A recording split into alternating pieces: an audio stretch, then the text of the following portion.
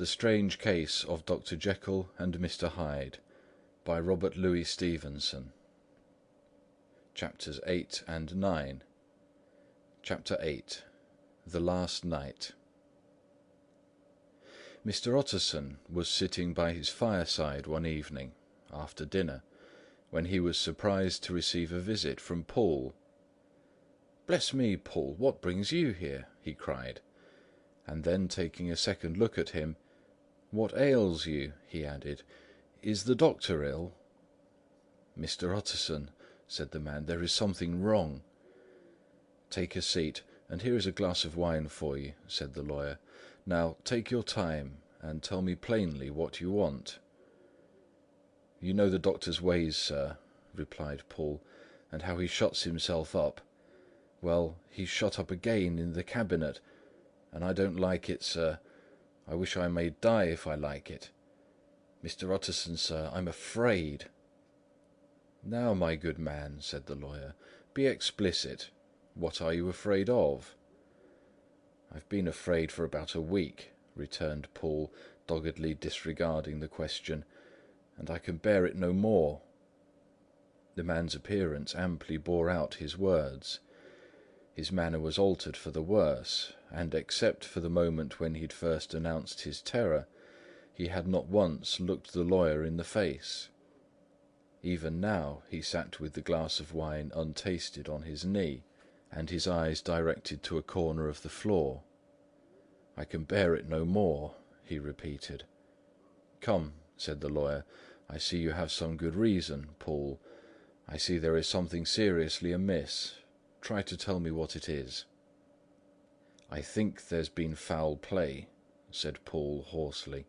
"Foul play!" cried the lawyer, a good deal frightened and rather inclined to be irritated in consequence. "What foul play? What does the man mean?" "I daren't say, sir," was the answer. "But will you come along with me and see for yourself?" Mr. Utterson's only answer was to rise and get his hat and greatcoat, but he observed with wonder the greatness of the relief that appeared upon the butler's face, and perhaps with no less that the wine was still untasted when he set it down to follow. It was a wild, cold, seasonable night of March, with a pale moon lying on her back as though the wind had tilted her, and a flying wrack of the most diaphanous and lawny texture. The wind made talking difficult, and flecked the blood into the face. It seemed to have swept the streets unusually bare of passengers besides, for Mr. Utterson thought he had never seen that part of London so deserted. He could have wished it otherwise. Never in his life had he been conscious of so sharp a wish to see and touch his fellow creatures. For struggle as he might, there was borne in upon his mind a crushing anticipation of calamity. The square, when they got there, was all full of wind and dust, and the thin trees in the garden were lashing themselves against the railing. Poole, who had kept all the way a pace or two ahead, now pulled up in the middle of the pavement, and in spite of the biting weather, took off his hat and mopped his brow with the red pocket-handkerchief. But for all the hurry of his coming, these were not the dews of exertion that he wiped away, but the moisture of some strangling anguish. For his face was white, and his voice, when he spoke, harsh and broken. "Well, sir," he said, "here we are, and God grant there be nothing wrong." "Amen, Poole," said the lawyer. Thereupon the servant knocked in a very guarded manner. The door was opened on the chain, and a voice asked from within, "Is that you, Poole?" "It's all right," said Poole. "Open the door." The hall, when they entered it, was brightly lighted up. The fire was built high, and about the hearth the whole of the servants, men and women, stood huddled together like a flock of sheep. At the sight of Mr. Utterson, the housemaid broke into hysterical whimpering, and the cook, crying out, "Bless God, it's Mr. Utterson!" ran forward as if to take him in her arms. "What? What? Are you all here?" said the lawyer peevishly. "Very irregular, very unseemly. Your master would be far from pleased." "They're all afraid," said Paul. Blank silence followed, no one protesting. Only the maid lifted up her voice and now wept loudly. "Hold your tongue!" Paul said to her, with a ferocity of accent that testified to his own jangled nerves. And indeed, when the girl had so suddenly raised the note of her lamentation, they had all started and turned towards the inner door with faces of dreadful expectation. "And now," continued the butler, addressing the knife-boy, "reach me a candle, and we'll get this through hands at once." And then he begged Mr. Utterson to follow him, and led the way to the back garden. "Now, sir," said he, "you come as gently as you can. I want you to hear, and I don't want you to be heard. And see here, sir, if by any chance he was to ask you in, don't go." Mr. Utterson's nerves, at this unlooked-for termination, gave a jerk that nearly threw him from his balance, but he recollected his courage and followed the butler into the laboratory building and through the surgical theatre, with its lumber of crates and bottles, to the foot of the stair. Here Paul motioned him to stand on one side and listen, while he himself, setting down the candle and making a great and obvious call on his resolution, mounted the steps and knocked with a somewhat uncertain hand on the red baize of the cabinet door. "Mr. Utterson, sir, asking to see you," he called, and even as he did so, once more violently signed to the lawyer to give ear. A voice answered from within. "Tell him I cannot see anyone," it answered complainingly. "Thank you, sir," said Paul, with a note of something like triumph in his voice, and taking up his candle, he led Mr. Utterson back across the yard and into the great kitchen, where the fire was out and the beetles were leaping on the floor. "Sir," he said, looking Mr. Utterson in the eyes, "was that my master's voice?" "It seems much changed," replied the lawyer, very pale, but giving look for look. "Changed? Well, yes, I think so," said the butler. "Have I been 20 years in this man's house to be deceived about his voice? No, sir, master's made away with. He was made away with 8 days ago, when we heard him cry out upon the name of God. And who's in there instead of him, and why it stays there, is a thing that cries to heaven, Mr. Utterson." "This is a very strange tale, Paul. This is rather a wild tale, my man," said Mr. Utterson, biting his finger. "Suppose it were as you suppose. Supposing Dr. Jekyll to have been, well, murdered. What could induce the murderer to stay? That won't hold water. It doesn't commend itself to reason." "Well, Mr. Utterson, you are a hard man to satisfy, but I'll do it yet," said Paul. "All this last week, you must know, him or it, or whatever it is that lives in that cabinet, has been crying night and day for some sort of medicine, and cannot get it to his mind. It was sometimes his way, the master's that is, to write his orders on a sheet of paper and throw it on the stair. We've had nothing else this week back, nothing but papers and a closed door, and the very meals left there to be smuggled in when no one was looking. Well, sir, every day, aye, and twice and thrice in the same day, there have been orders and complaints, and I've been sent flying to all the wholesale chemists in town. Every time I brought the stuff back, there would be another paper telling me to return it, because it was not pure, and another order to a different firm. This drug is wanted bitter bad, sir, whatever for." "Have you any of these papers?" asked Mr. Utterson. Poole felt in his pocket and handed out a crumpled note, which the lawyer, bending nearer to the candle, carefully examined. Its contents ran thus: Dr. Jekyll presents his compliments to Messrs. Moore. He assures them that their last sample is impure and quite useless for his present purpose. In the year 18 something, Dr. J. purchased a somewhat large quantity from Messrs. M. He now begs them to search with the most sedulous care, and should any of the same quality be left, to forward it to him at once. Expense is no consideration. The importance of this to Dr. J. can hardly be exaggerated. So far the letter had run composedly enough, but here with a sudden splutter of the pen, the writer's emotion had broken loose. "For God's sake," he had added, "find me some of the old." "This is a strange note," said Mr. Utterson, and then sharply, "How do you come to have it open?"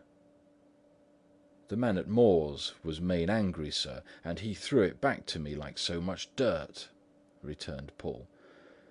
"This is unquestionably the doctor's hand, do you know?" resumed the lawyer. "I thought it looked like it," said the servant rather sulkily, and then, with another voice, "But what matters hand of right?" he said. "I've seen him." "Seen him?" repeated Mr. Utterson. "Well?" "That's it," said Poole. "It was this way. I came suddenly into the theatre from the garden. It seems he'd slipped out to look for this drug or whatever it is, for the cabinet door was open, and there he was at the far end of the room, digging among the crates. He looked up when I came in, gave a kind of cry, and whipped upstairs into the cabinet. It was but for 1 minute that I saw him, but the hair stood upon my head like quills. Sir, if that was my master, why had he a mask upon his face? If it was my master, why did he cry out like a rat and run from me? I have served him long enough, and then—" The man paused and passed his hand over his face. "These are all very strange circumstances," said Mr. Utterson, "but I think I begin to see daylight. Your master, Poole, is plainly seized with one of those maladies that both torture and transform the sufferer. Hence, for aught I know, the alteration of his voice, hence the mask and his avoidance of his friends, hence his eagerness to find this drug by means of which the poor soul retains some hope of ultimate recovery. God grant that he be not deceived. There is my explanation. It is sad enough, Poole, ay, and appalling to consider, but it is plain and natural, hangs together well, and delivers us from all exorbitant alarms." "Sir," said the butler, turning to a sort of mottled pallor, "that thing was not my master, and there's the truth. My master," here he looked around him and began to whisper, "is a tall, fine build of a man, and this was more of a dwarf." Utterson attempted to protest. "Oh, sir," cried Poole, "do you think I do not know my master after 20 years? Do you think I do not know where his head comes to in the cabinet door, where I saw him every morning of my life? No, sir, that thing in the mask was never Dr. Jekyll. God knows what it was, but it was never Dr. Jekyll. And it is the belief of my heart that there was murder done." "Poole," replied the lawyer, "if you say that, it will become my duty to make certain. Much as I desire to spare your master's feelings, much as I am puzzled by this note, which seems to prove him to be still alive, I shall consider it my duty to break in that door." "Ah, Mr. Utterson, that's talking!" cried the butler. "And now comes the second question," resumed Utterson. "Who is going to do it?" "Why, you and me, sir," was the undaunted reply.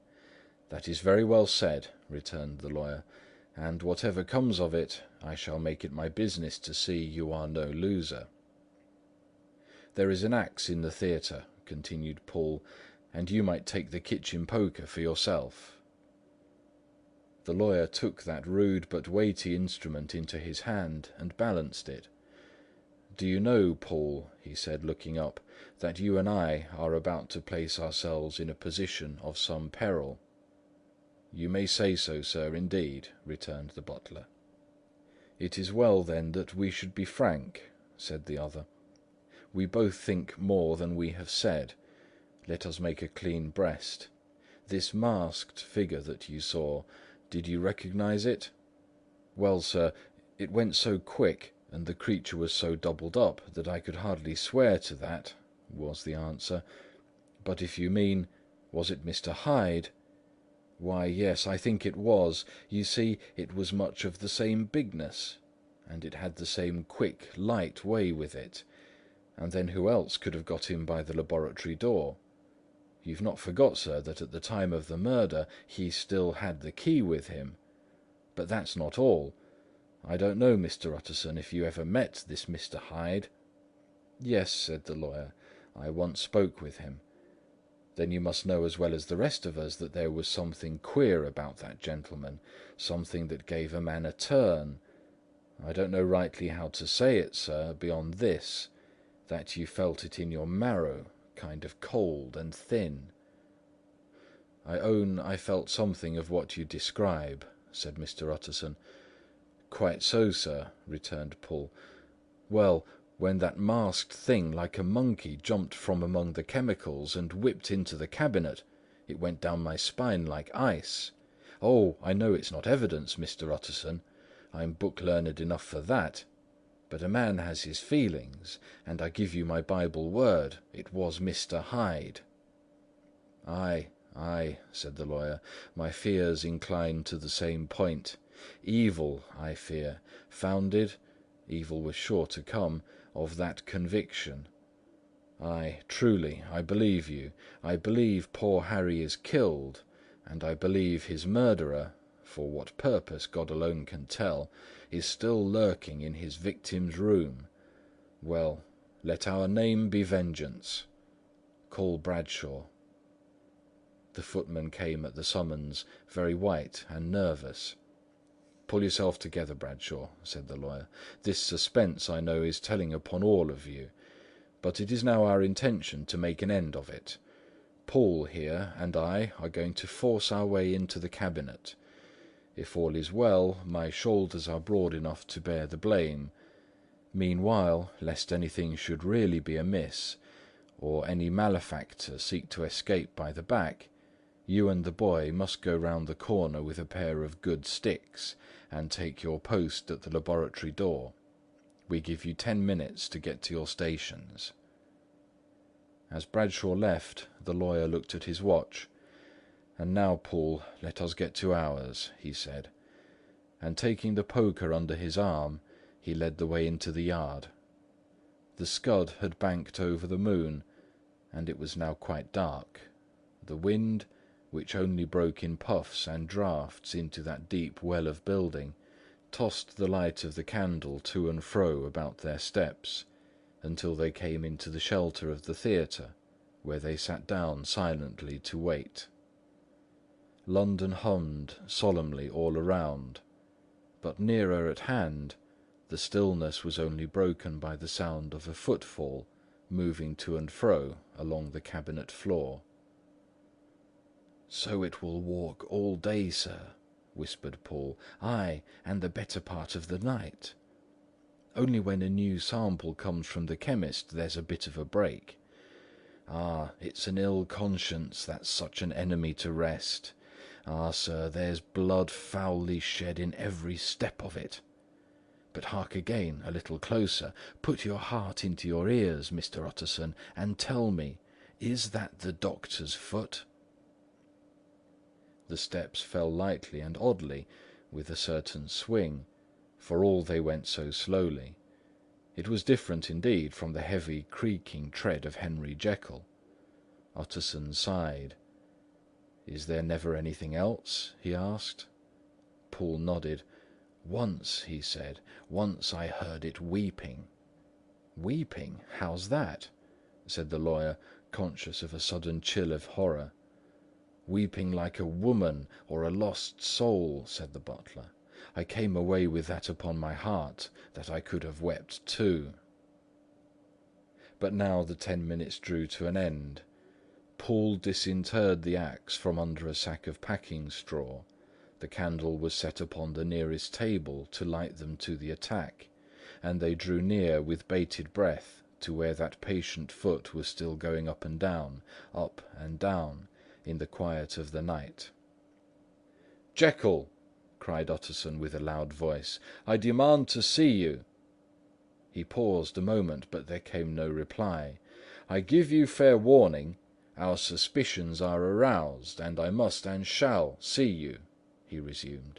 "If not by fair means, then by foul; if not of your consent, then by brute force." "Utterson!" said the voice, "for God's sake, have mercy!" "Ah, that's not Jekyll's voice, it's Hyde!" cried Utterson. "Down with the door, Poole!" Poole swung the axe over his shoulder. The blow shook the building, and the red baize door leaped against the lock and hinges. A dismal screech, as of mere animal terror, rang from the cabinet. Up went the axe again, and again the panels crashed and the flame bounded. 4 times the blow fell, but the wood was tough and the fittings were of excellent workmanship, and it was not until the 5th that the lock burst in sunder, and the wreck of the door fell inwards on the carpet. The besiegers, appalled by their own riot, and the stillness that had succeeded, stood back a little and peered in. There lay the cabinet before their eyes in the quiet lamplight, a good fire glowing and chattering on the hearth, the kettle singing its thin strain, a drawer or two open, papers neatly set forth on the business table, and nearer the fire the things laid out for tea. The quietest room, you would have said, and, but for the glazed presses full of chemicals, the most commonplace that night in London. Right in the midst there lay the body of a man, sorely contorted and still twitching. They drew near on tiptoe, turned it on its back, and beheld the face of Edward Hyde. He was dressed in clothes far too large for him, clothes of the doctor's bigness. The cords of his face still moved with a semblance of life, but life was quite gone, and by the crushed file in the hand, and the strong smell of kernels that hung upon the air, Utterson knew that he was looking on the body of a self-destroyer. "We have come too late," he said sternly, "whether to save or punish. Hyde is gone to his account, and it only remains for us to find the body of your master." The far greater proportion of the building was occupied by the theatre, which filled almost the whole ground story and was lighted from above, and by the cabinet, which formed an upper story at one end and looked upon the court.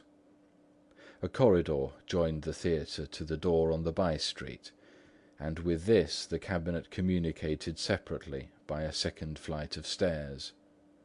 There were, besides, a few dark closets and a spacious cellar. All these they now thoroughly examined. Each closet needed but a glance, for all were empty, and all, by the dust that fell from their doors, had stood long unopened.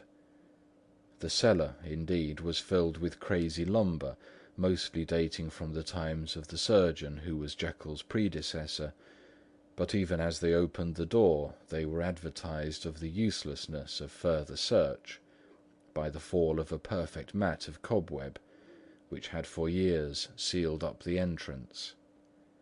Nowhere was there any trace of Henry Jekyll, dead or alive. Poole stamped on the flags of the corridor. "He must be buried here," he said, hearkening to the sound. "Or he may have fled," said Utterson, and he turned to examine the door in the by-street. It was locked, and lying nearby on the flags they found the key, already stained with rust. "This does not look use," observed the lawyer. "Use!" echoed Poole. "Do you not see, sir? It is broken, much as if a man had stamped on it." "Ay," continued Utterson, "and the fractures, too, are rusty." The two men looked at each other with a scare. "This is beyond me, Poole," said the lawyer. "Let us go back to the cabinet." They mounted the stair in silence, and still with an occasional awestruck glance at the dead body, proceeded more thoroughly to examine the contents of the cabinet. At one table there were traces of chemical work, various measured heaps of some white salt being laid on glass saucers, as though for an experiment in which the unhappy man had been prevented. "That is the same drug that I was always bringing him," said Poole, and even as he spoke, the kettle, with a startling noise, boiled over. This brought them to the fireside, where the easy chair was drawn cosily up, and the tea things stood ready to the sitter's elbow, the very sugar in the cup. There were several books on a shelf. One lay beside the tea things open, and Utterson was amazed to find it a copy of a pious work, for which Jekyll had several times expressed a great esteem, annotated in his own hand with startling blasphemies. Next, in the course of their review of the chamber, the searchers came to the cheval-glass, into whose depths they looked with an involuntary horror. But it was so turned as to show them nothing but the rosy glow playing on the roof, the fire sparkling in 100 repetitions along the glazed front of the presses, and their own pale and fearful countenances stooping to look in. "This glass have seen some strange things, sir," whispered Poole.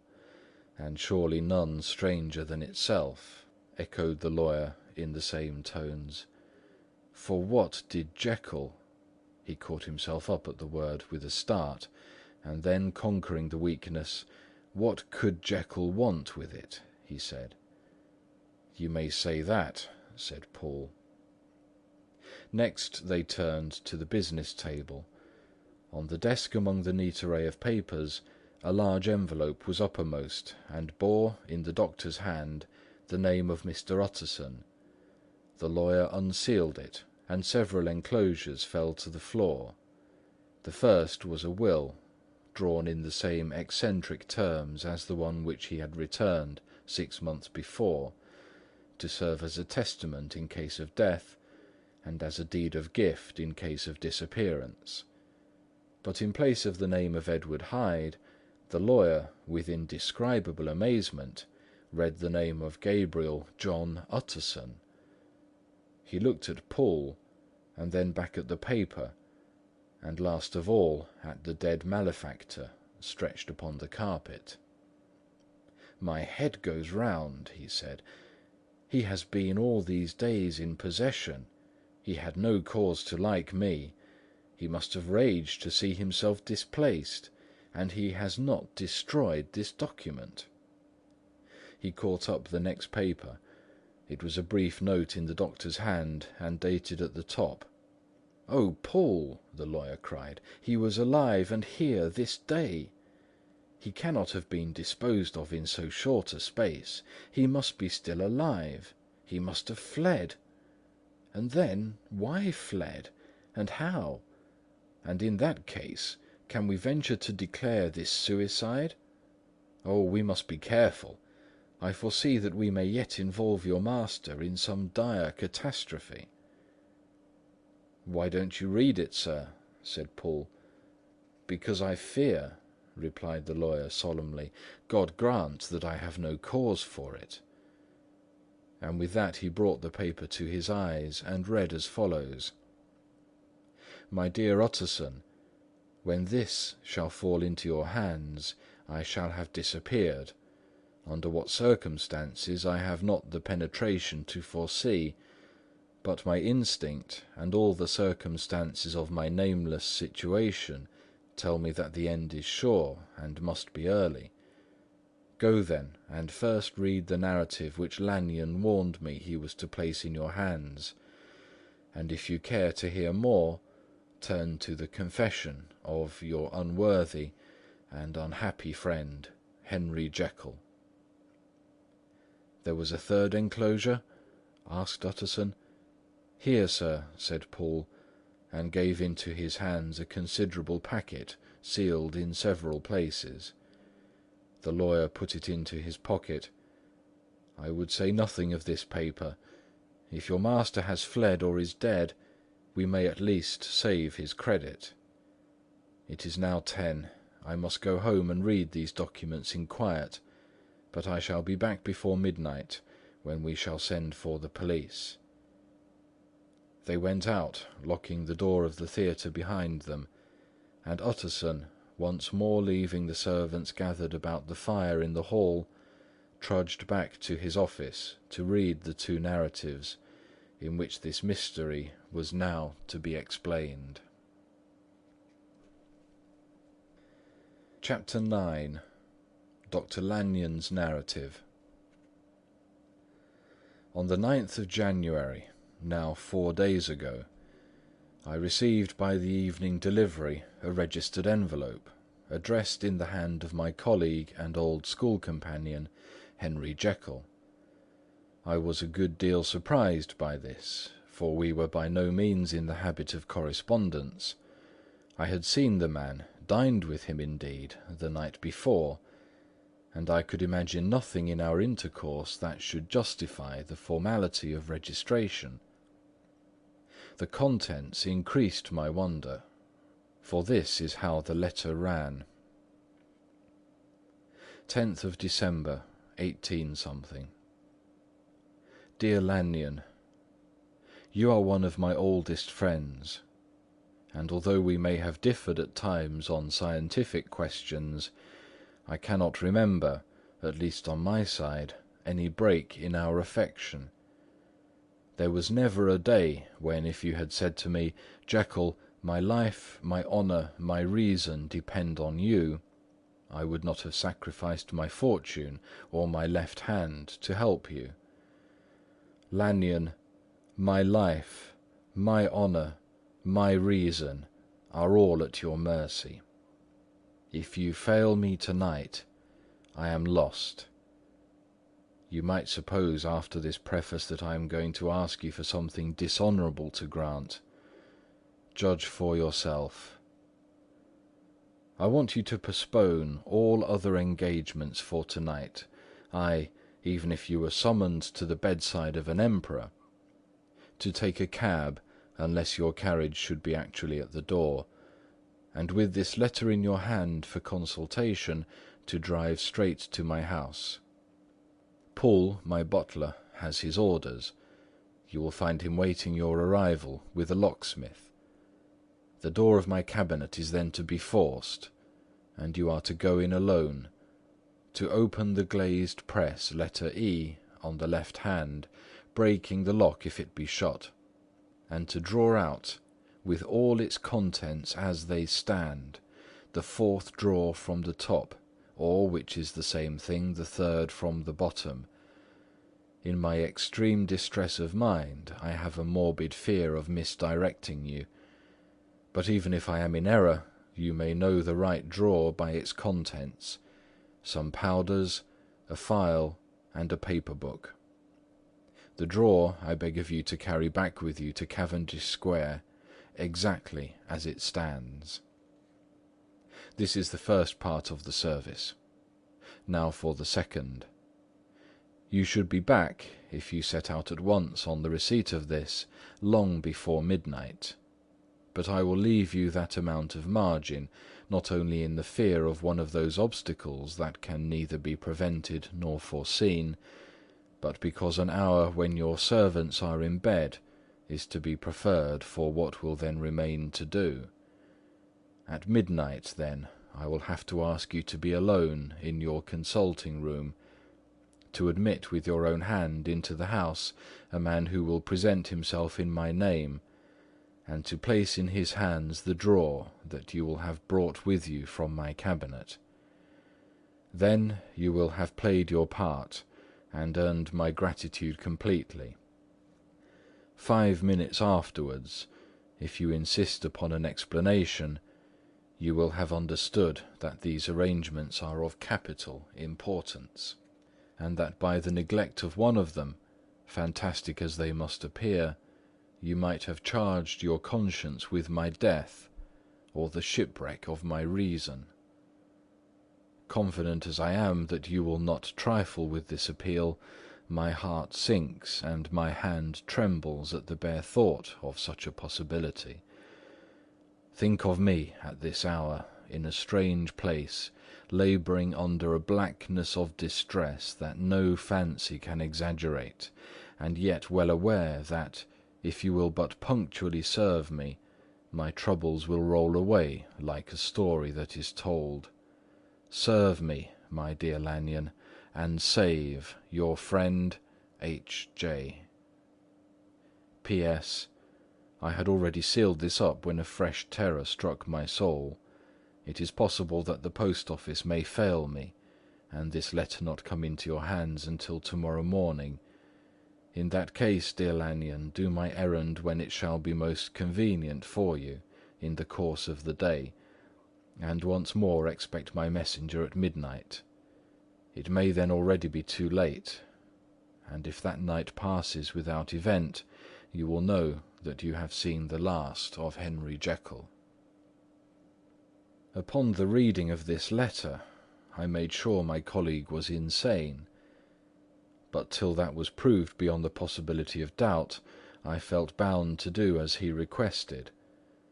The less I understood of this farrago, the less I was in a position to judge of its importance, and an appeal so worded could not be set aside without a grave responsibility.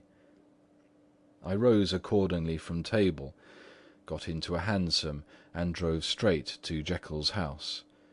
The butler was awaiting my arrival. He had received by the same post as mine a registered letter of instruction, and had sent at once for the locksmith and a carpenter. The tradesmen came while we were yet speaking, and we moved in a body to old Dr. Denman's surgical theatre, from which, as you are doubtless aware, Jekyll's private cabinet is most conveniently entered. The door was very strong, the lock excellent. The carpenter avowed he would have great trouble and have to do much damage if force were to be used, and the locksmith was near despair. But this last was a handy fellow, and after 2 hours' work the door stood open. The press marked E was unlocked, and I took out the drawer, had it filled up with straw and tied in a sheet, and returned with it to Cavendish Square. Here I proceeded to examine its contents. The powders were neatly enough made up, but not with the nicety of the dispensing chemist, so that it was plain they were of Jekyll's private manufacture, and when I opened one of the wrappers, I found what seemed to me a simple crystalline salt of a white colour. The phial, to which I next turned my attention, might have been about half full of a blood-red liquor, which was highly pungent to the sense of smell, and seemed to me to contain phosphorus and some volatile ether. At the other ingredients I could make no guess. The book was an ordinary version book, and contained little but a series of dates. These covered a period of many years, but I observed that the entries ceased nearly a year ago, and quite abruptly. Here and there a brief remark was appended to a date, usually no more than a single word, double occurring perhaps 6 times in a total of several hundred entries, and once very early in the list and followed by several marks of exclamation, total failure. All this, though it whetted my curiosity, told me little that was definite. There were a phial of some tincture, a paper of some salt, and the record of a series of experiments that had led, like too many of Jekyll's investigations, to no end of practical usefulness. How could the presence of these articles in my house affect either the honour, the sanity, or the life of my flighty colleague? If his messenger could go to one place, why could he not go to another? And even granting some impediment, why was this gentleman to be received by me in secret? The more I reflected, the more convinced I grew that I was dealing with a case of cerebral disease, and though I dismissed my servants to bed, I loaded an old revolver that I might be found in some posture of self-defence. 12 o'clock had scarce rung out over London, ere the knocker sounded very gently on the door. I went myself at the summons, and found a small man crouching against the pillars of the portico. "Are you come from Dr. Jekyll?" I asked.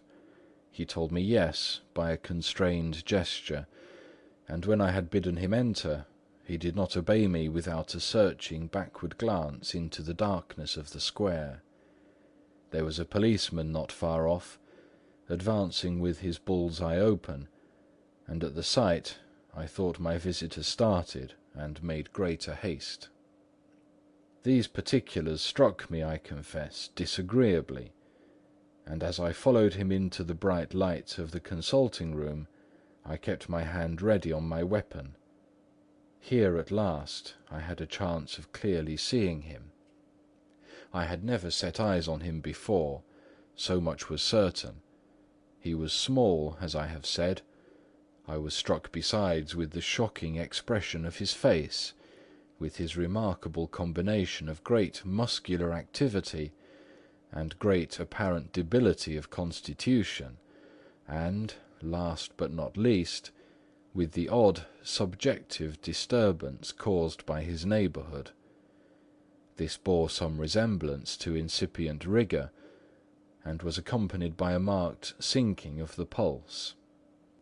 At the time, I set it down to some idiosyncratic personal distaste, and merely wondered at the acuteness of the symptoms, but I have since had reason to believe the cause to lie much deeper in the nature of man, and to turn on some nobler hinge than the principle of hatred.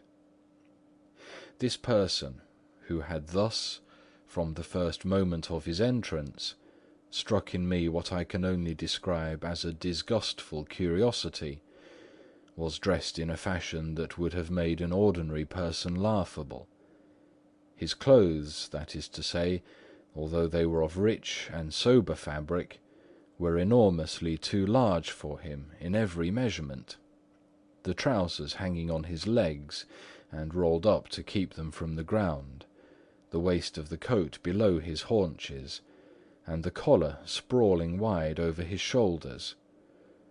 Strange to relate, this ludicrous accoutrement was far from moving me to laughter.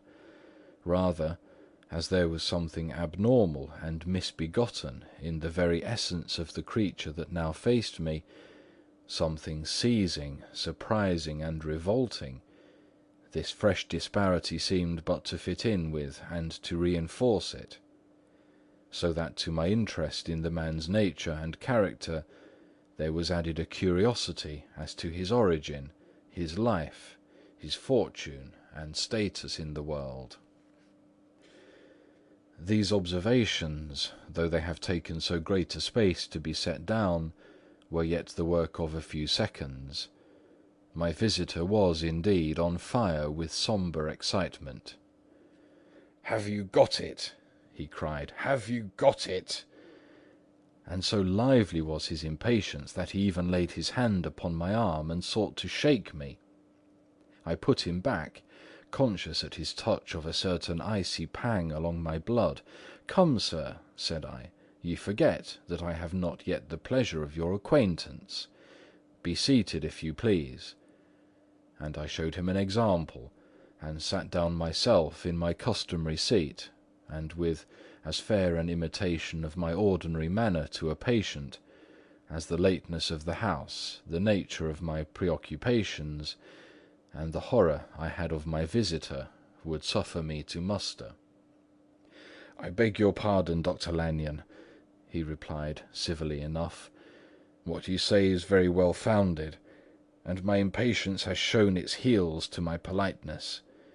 I come here at the instance of your colleague, Dr. Henry Jekyll, on a piece of business of some moment, and I understood—" He paused and put his hand to his throat, and I could see, in spite of his collected manner, that he was wrestling against the approaches of the hysteria. "I understood a drawer—" But here I took pity on my visitor's suspense, and some perhaps on my own growing curiosity. "There it is, sir," said I, pointing to the drawer, where it lay on the floor behind a table, and still covered with the sheet. He sprang to it, and then paused, and laid his hand upon his heart. I could hear his teeth grate with the convulsive action of his jaws, and his face was so ghastly to see that I grew alarmed both for his life and reason. "Compose yourself," said I. He turned a dreadful smile to me, and as if with the decision of despair, plucked away the sheet. At sight of the contents he uttered one loud sob of such immense relief that I sat petrified, and the next moment, in a voice that was already fairly well under control, "Have you a graduated glass?" he asked. I rose from my place with something of an effort, and gave him what he asked. He thanked me with a smiling nod, measured out a few minims of the red tincture, and added one of the powders. The mixture, which was at first of a reddish hue, began, in proportion as the crystals melted, to brighten in colour, to effervesce audibly, and to throw off small fumes of vapour. Suddenly, and at the same moment, the ebullition ceased, and the compound changed to a dark purple, which faded again more slowly to a watery green. My visitor, who had watched those metamorphoses with a keen eye, smiled, set down the glass upon the table, and then turned and looked upon me with an air of scrutiny. "And now," said he, "to settle what remains. Will you be wise? Will you be guided? Will you suffer me to take this glass in my hand and to go forth from your house without further parley? Or has the greed of curiosity too much command of you? Think before you answer, for it shall be done as you decide. As you decide, you shall be left as you were before, and neither richer nor wiser, unless the sense of service rendered to a man in mortal distress may be counted as a kind of riches of the soul. Or, if you shall so prefer to choose, a new province of knowledge and new avenues to fame and power shall be laid open to you, here, in this room, upon this instant, and your sight shall be blasted by a prodigy to stagger the unbelief of Satan." "Sir," said I, affecting a coolness that I was far from truly possessing, "you speak enigmas, and you will perhaps not wonder that I hear you with no very strong impression of belief. But I have gone too far in the way of inexplicable services to pause before I see the end." "It is well," replied my visitor. "Lanyon, you remember your vows. What follows is under the seal of our profession. And now, you who have so long been bound to the most narrow and material views, you who have denied the virtue of transcendental medicine, you who have derided your superiors, behold!" He put the glass to his lips and drank at one gulp. A cry followed. He reeled, staggered, clutched at the table and held on, staring with injected eyes, gasping with open mouth. And as I looked, there came, I thought, a change. He seemed to swell. His face became suddenly black, and the features seemed to melt and alter. And the next moment I had sprung to my feet and leaped back against the wall, my arm raised to shield me from that prodigy, my mind submerged in terror. "O God!" I screamed, and "O God!" again and again, for there, before my eyes, pale and shaken and half fainting, and groping before him with his hands like a man restored from death, there stood Henry Jekyll. What he told me in the next hour, I cannot bring my mind to set on paper. I saw what I saw, I heard what I heard, and my soul sickened at it. And yet now, when that sight is faded from my eyes, I ask myself if I believe it, and I cannot answer. My life is shaken to its roots. Sleep has left me. The deadliest terror sits by me at all hours of the day and night. I feel that my days are numbered, and that I must die. And yet I shall die incredulous. As for the moral turpitude that man unveiled to me, even with tears of penitence, I cannot, even in memory, dwell on it without a start of horror. I will say but one thing, Utterson, and that, if you can bring your mind to credit it, will be more than enough. The creature who crept into my house that night was, on Jekyll's own confession, known by the name of Hyde, and hunted for in every corner of the land as the murderer of Carew.